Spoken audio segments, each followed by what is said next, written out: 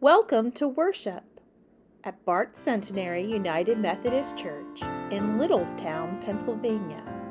I'm your pastor, Tammy Blose, and I'm so glad that you joined us today. Sunday's poems are Wednesday's ashes as another Lent begins.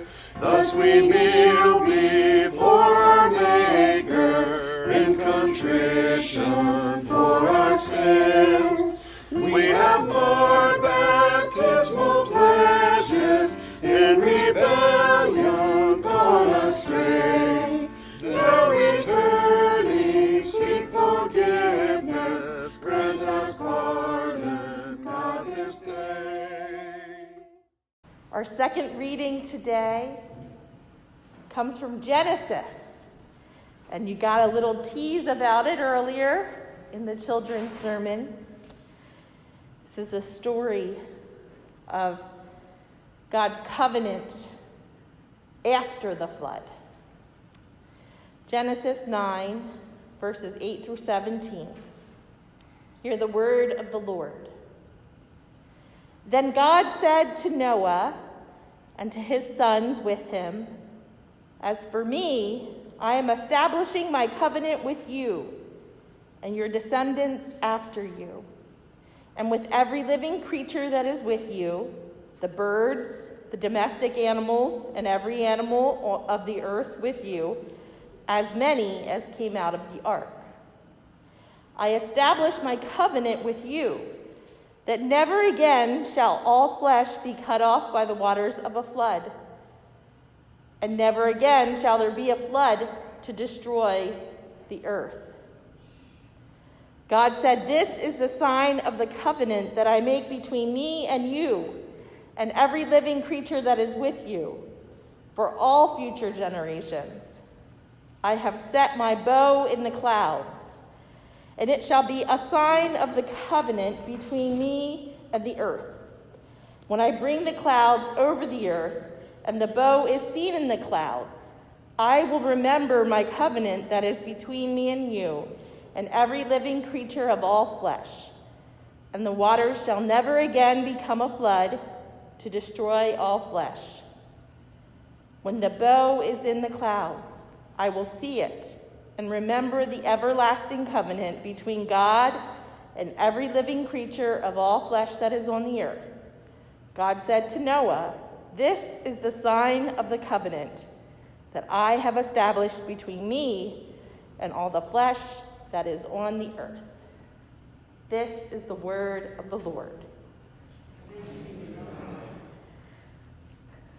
So today's the first Sunday in Lent, and we begin a new sermon series.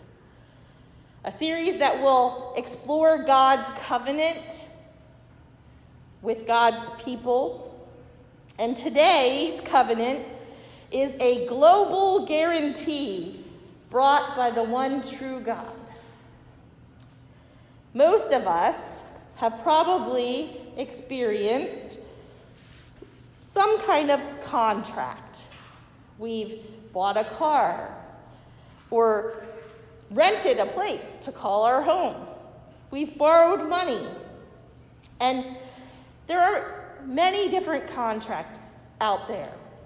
But the one thing that all contracts have in common is that they are built on distrust. The purpose of a contract is for each party to find protection from the other party in the contract, in the case that the other party does not hold up his or her end of the bargain. A covenant, however, is built upon trust. More directly, it's actually built upon a relationship that is built upon trust. The kind of relationship where one willfully and lovingly yields authority and power, making oneself vulnerable without fear. The kind of relationship that we have with God. The first covenant that we will explore during this Lenten season is one that God made not only with all of humanity, but with all the creatures of the earth and even with the earth itself. This covenant had no fixed termination point. It will last for some unspecified duration as long as the earth lasts. And it comes with a sign. A covenant sign signifies the faithfulness of the covenant maker. It serves as a reminder of the covenant's obligations. In most covenants, the sign is meant to remind us, the humans, of our obligations toward God. But the rainbow is a covenant sign that was set to remind God of God's obligations. It's meant to inspire our confidence in God. Because God keeps his promises. If you are married, much like Miss Penny said earlier, you might have a sign of your covenant on your hand, your wedding ring. This ring stands as a reminder of the promises you made in the presence of God. And that is what makes it a sign of the covenant. Now, if you do not wear your wedding ring, you are still just as married. You do not need the sign for the covenant to be in place. But it sets as a reminder to us and to others of the commitment that we shared together under God. Now, you see, we only have to get 6 chapters in to the Bible, this chronicle between the Creator God and his creation, until God begins to wonder if his creation is actually polluted beyond repair. The earth was already filled with violence, it says. God saw that it was corrupt. But in Noah, God saw hope. And so, a second chance was built through Noah and his family for man and beast. After this global reboot that God was going to put into place, this natural disaster that was really a cloaked holocaust of all living things, God set Noah and all that were with him out to start over again. And as angry as God must have been with humans and our actions, God is also saddened by the destruction that the flood brings. God's retribution put into action had a great cost to the earth. Have you seen pictures after a flood? It's not a pretty sight.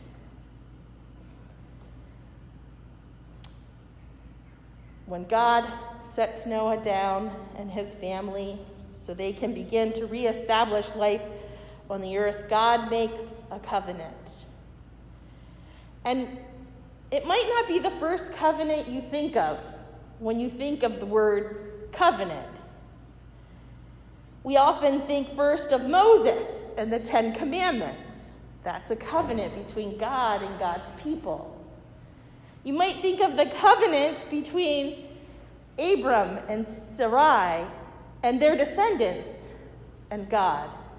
That's a covenant.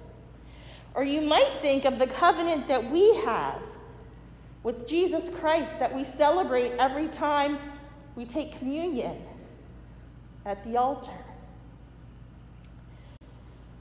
What exactly is it that God promises us? He says, "Never again shall all flesh be cut off by the waters of a flood. Never again shall there be a flood to destroy all the earth." Now we know that the earth still does have floods, but we survive them. Life goes on. And we have to ask ourselves, what have we done? What has humanity done with this great second chance that God has given us? What has become of corruption and the violence that God saw in that first set of humanity? Do you think that we've equaled it? Do you think that we've surpassed it? Where would we be without this covenant? We still treat one another so poorly, and we often put ourselves ahead of others. We seek fulfillment of our own desires, regardless of the cost, often without even paying attention to the implications that those desires have for other people or even for the earth itself. But we can do better. We can be better than that. During this season of Lent, as we reflect upon our relationship with God and our actions out in the world, we need to also take some time to realign our actions with that faith in God. We can count on God to live up to his covenant promises. What we must ask ourselves is, can God count on us to live up to ours?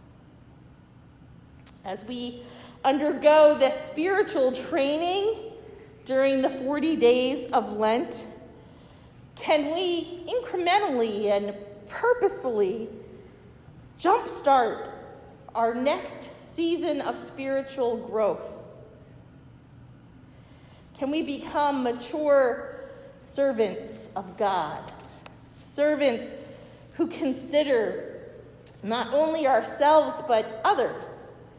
Servants who consider not only our pleasure but our circumstances and the world we live in. So, do you have your plan in place? Your Lenten plan for setting aside some extra time with God? If you don't, today is the day to begin. We can prepare ourselves to respond to and to understand Holy Week and Easter like we never have before if we give ourselves over to this Lenten experience. If we can care for the needs of others during Lent. If we can set aside some time for intimacy with God through prayer, Bible reading, or devotions. If we can deny ourselves in order to make room for these spiritual commitments. If we can give generously during this season in order to remind ourselves that the purpose of the blessings God gives us is to provide for others. On this first Sunday of Lent, make a commitment to a spiritual discipline. Use the tools that came in your Lenten packet or any that you might come across on the internet or from a friend.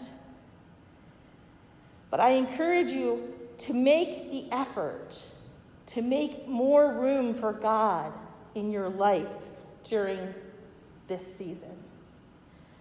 Let it be your spiritual offering to God during Lent. Let it be your response to God's eternal covenant with the earth and with all the life that is upon it. Amen. We have failed to love our neighbors, their offenses to forgive, have not listened to their troubles, nor have cared just how they live. We are jealous, proud, impatient, loving over much our things.